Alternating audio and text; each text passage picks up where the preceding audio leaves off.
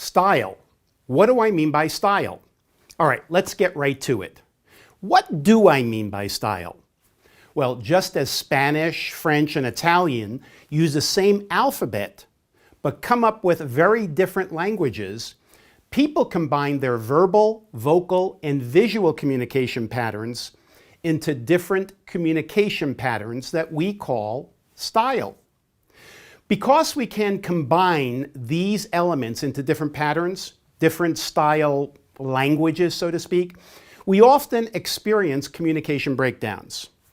Misunderstandings happen because we don't understand that different people have different styles of communication.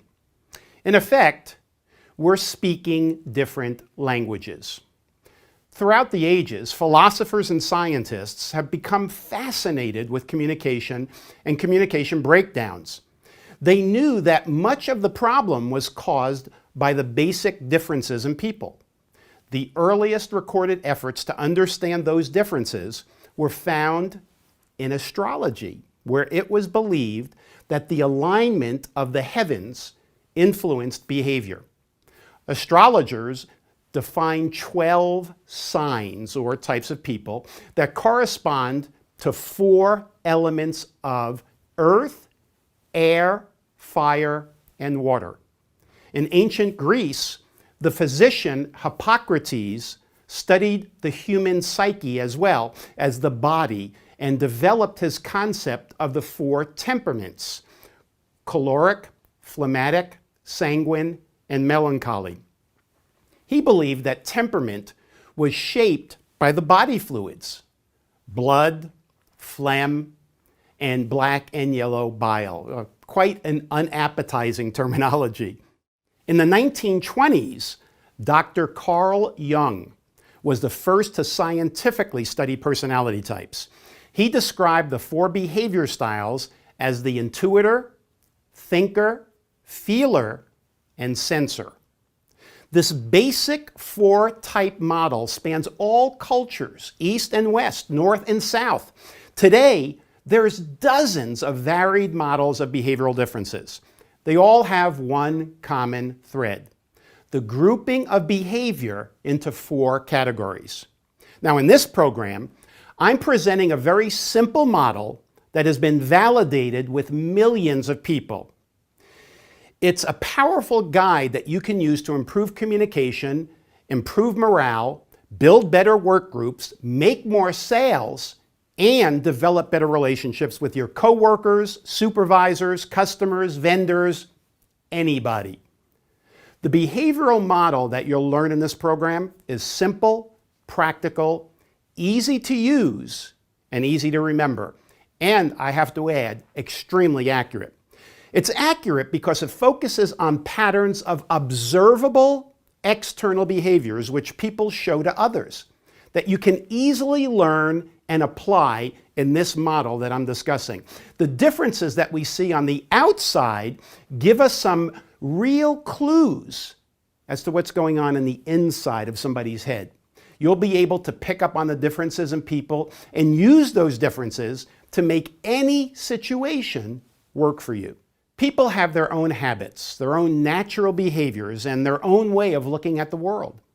Those recurring traits fall into fairly predictable patterns, known as behavioral styles.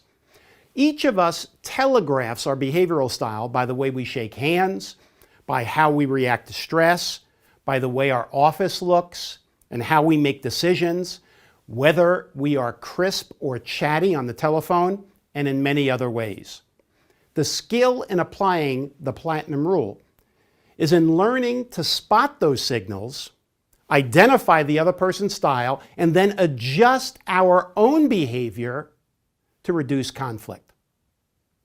What I'm saying is that there's a simple but proven way to build rapport with anyone, to eliminate personality conflicts, to take charge of your own compatibility, to make business mutually beneficial instead of a contest of wills. You literally hold such a key in your hands. It's this program, the DISC Platinum Rule. It's a product of psychological research and practical application. It's a proven method of connecting with anyone in the workplace or even in social situations. It's fun, easy to use, and helpful to anyone who's curious about what makes themselves and others tick. Here's the bottom line. Your communication is only as good as your understanding of the person that you're communicating with. This program will teach you to become a people watcher extraordinaire, someone who really understands behavioral differences and can respond to those differences for mutual advantage. This can often spell the difference between success and failure in a relationship. The uses of the Platinum Rule are just infinite. I'll teach you how to quickly and accurately read people so that you know their behavioral hot buttons. You'll find out that while there are an infinite variety of people, there are actually only 4 basic behavior types. And once you understand these types, and once you understand how to adapt to them in key ways, you can have total command of just about any interpersonal situation. You'll learn how to build bridges to each style in any work situation, whether it's asking for a raise, closing a sale, planning a big project, providing better service, or simply building employee morale. As a result, the Platinum Rule can be your key to stronger career prospects, higher productivity, greater satisfaction, improved customer relations, and fewer conflicts with people that you interact with every single day. In fact, at work, at home, and even in social situations, the Platinum Rule will likely change your relationships forever in a positive way. You'll see people differently. You'll understand them better. And you'll be able to deal with them in a way that can turn every encounter into a mutual win. Also, perhaps for the first time, you'll truly understand your own behavioral style and why you act the way you do. You'll see how to sort of round off your sharp edges and develop strengths that you didn't even know you had. Now, some people reject the notion of types or styles. They say putting people in boxes is not the way to get to really know one another. They contend that it's stereotyping, a process that may be unfair to the individual because it uses unrealistic shortcuts for comprehending unique human beings. But I say understanding someone's behavioral style isn't mutually exclusive with getting to genuinely know them. Far from it. In fact, using the Platinum Rule can greatly accelerate that process. If you can quickly pick up on another person's needs and then adapt your own behavior, you'll learn to more genuinely value others. You'll see that their needs are just as valid as your needs, and you can, if you choose, seek to meet their needs and forge a deeper relationship. And here's another important point. When we talk about using the Platinum Rule, I am not talking about manipulating people. Rather, you're learning, in a way, to speak their language. For example, it isn't considered manipulative to speak French when in Paris. Au contraire. It's something you do briefly while on the Frenchman's soil so that you can be more compatible. You don't alter who you are, your basic nature, while you're in France. Your ideas don't change, but how you present those ideas does change. Likewise, practicing the Platinum Rule does not fundamentally change you or the other person. It actually empowers you by making you, in a sense, multilingual. Knowing how to listen and speak in the language of those around you is a delightful, useful tool. You can use it to resolve differences, maximize strengths, and enjoy a fuller, more successful life by better understanding yourself and the people around you. Let's begin by briefly discussing the 4 basic behavioral styles. The D, which we call the dominant style. They're also called a driver or director. The I, which is the influence style, more interactive, expressive, socializer. The S, which is the steady style, the more amiable relating style. And finally, the C, the compliant style, more cautious, conscientious, analytical thinker style. You'll hear me use those four terms over and over again, the D, the I, the S, and the C, and you'll learn to identify and apply them with ease. Under the Platinum Rule philosophy, everyone basically exhibits one of these styles as their primary style, but they can and do exhibit other styles depending on the situation they're facing, or the person they're dealing with, or even the pressures that they're under at the time. Personally, my primary style is the D style. It's the behavior that I exhibit most of the time. However, I also exhibit the I style mode of behavior, especially when I'm giving keynote speeches or I'm out having fun with family and friends. When I'm having coaching or learning talks with my children or my staff, or even trying to console someone who's sad or depressed, I may switch to my S style so that I can come across more patient and understanding. Finally, when I have to make a big decision, especially financial decisions, I most likely will put on my C style hat.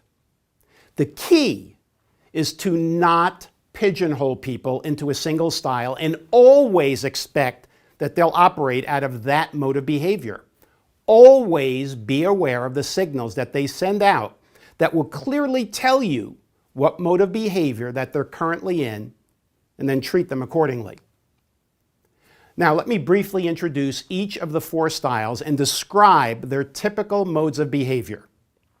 The Ds are firm and forceful people. They're confident, competitive, decisive, and determined risk takers.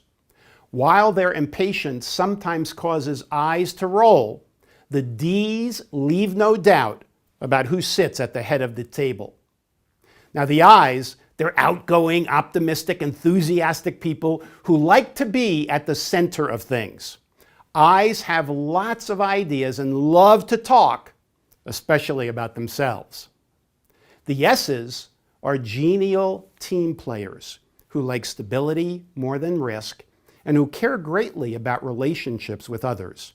They're likable, but sometimes too timid and slow to change. And the fourth style, the C, is a self-controlled and cautious individual who prefers analysis over emotion. They love clarity and order, but they may come across as a little bit starchy. Before we begin more in-depth work on the four basic styles, I want you to please understand these are not judgments. None of these styles is better than another. All have their pros and cons, as we'll soon see. Learning to read others' personal styles will give you an enormous advantage in dealing with them. Not because you can convincingly change your personal style the way you change your socks, and not because you're going to manipulate them, but because you can learn to slip into their frame of reference. Rather than making them defensive, you can see through their eyes long enough for them to accept you. Understanding the four basic styles will allow you to read and respond to others, thereby reducing friction. But even more importantly, having this skill will also help you see why you do what you do. That reduces interpersonal friction too. First, we'll learn how to quickly identify each style through their verbal, vocal, and visual clues that tell us whether a person is exhibiting more open or more guarded behaviors, and if that person is also exhibiting more direct or indirect behaviors. We'll have some fun listening to audio vignettes and practicing style identification. Then we'll discuss the four basic behavioral styles in depth. The process that I'll follow in this section is simple. First, we'll focus on understanding the different behavioral styles, their strengths, weaknesses, goals, and how they think and act. We'll learn their worst fears, their biggest assets, and their greatest failings, and discover what most excites them. Plus, we'll see how each might tackle important tasks, whether it's making a sale, painting the ceiling of Rome's Sistine Chapel, or preparing a jetliner full of passengers for takeoff. Finally, we'll learn how to adapt our behavior in ways that will reduce tension and increase cooperation and increase trust in all kinds of relationships, whether it's in sales interactions, managing and leading others, or even in social interactions with others.